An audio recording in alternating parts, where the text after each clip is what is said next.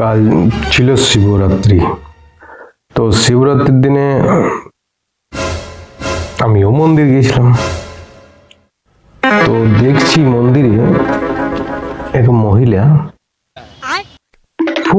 খুব মানত করছে, মানে জল ঢালছে, বারবার বারবার ধূপকাঠি দেখাচ্ছে আর জোর হাত করে বাবাকে বলছে, হে বাবা আমার স্বামীকে আগের মতন ঠিক করে দাও, হে বাবা আমার স্বামীকে আগের মতন ঠিক করে দাও।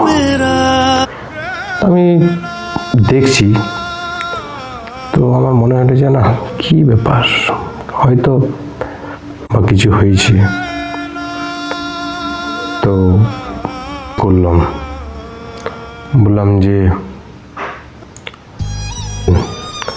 আপনি যে কান্নাকাটি করছেন, বাবাকে বারবার নালিশ জানাচ্ছেন বা আবদার করছেন, তো ব্যাপারটা কি? আপনার স্বামী খুব অসুস্থ?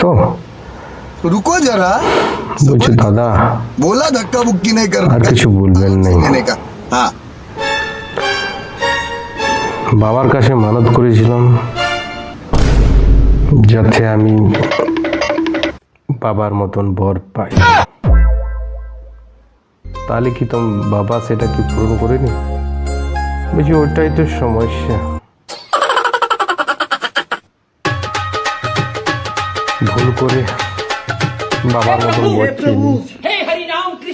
তখন থেকে আমার স্বামী গাঁজা ভাঙ নেশা করে ছাই পাঁচ মেখে আর দুয়ারে দুয়ারে হর হর শম্ভু বলে ঘুরে বেড়াচ্ছে।